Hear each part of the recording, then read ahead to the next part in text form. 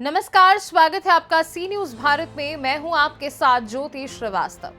महाराष्ट्र का चुनावी दंगल एक तो वैसे ही दोनों गठबंधनों के लिए आग का दरिया बना हुआ है, तो वहीं अब महाराष्ट्र चुनाव के मतदान की तारीख जैसे जैसे नजदीक आ रही है, वैसे वैसे राजनीतिक दलों की धड़कनें बढ़ती जा रही हैं।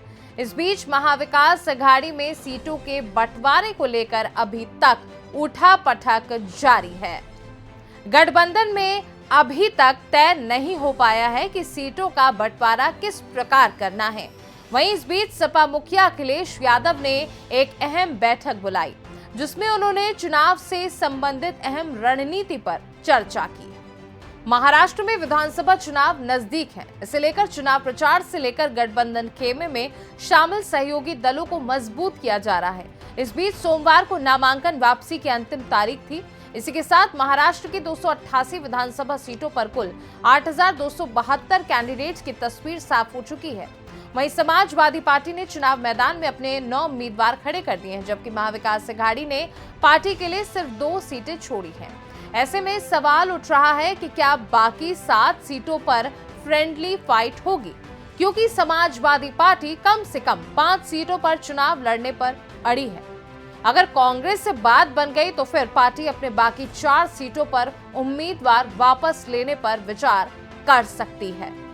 समाजवादी पार्टी के नेता रहे फहाद अहमद अब अणुशक्ति नगर विधानसभा सीट से एनसीपी शरद पवार गुट से चुनाव लड़ रहे हैं।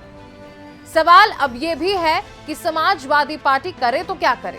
बता दें, पार्टी के मुखिया अखिलेश यादव ने 18 और 19 अक्टूबर को महाराष्ट्र का दौरा किया था। 2 दिनों के दौरे में उन्होंने मालेगांव और धुले में जाकर चुनाव प्रचार किया था।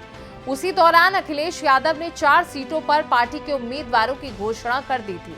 इनमें से 2 सीटों पर समाजवादी पार्टी पिछली बार चुनाव जीत चुकी है। वहीं सपा ने जिन प्रत्याशियों को मैदान में उतारा है, उनमें अबू आसिम आजमी मानखुर्द शिवाजी नगर विधानसभा सीट, रईस शेख भिवंडी पूर्व विधानसभा सीट, निहाल अहमद मालेगांव सेंट्रल विधानसभा सीट, इरशाद जागीरदार धुले सीट विधानसभा सीट, रियाज आजमी भिवंडी पश्चिम विधानसभा सीट, देवानंद साहेब राव रोजकरी तुलजापुर विधानसभा सीट, विश्वनाथ भोसले परांडा विधानसभा सीट, अब्दुल गफ्फार कादरी सैयद औरंगाबाद पूर्व विधानसभा सीट, सैयद खान भाईखला विधानसभा सीट को टिकट दिया है।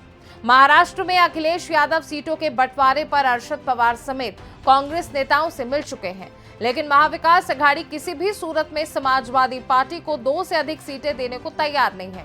फॉर्मूला यही बना है कि जिन 2 सीटों पर पार्टी के विधायक हैं, वहां चुनाव लड़े।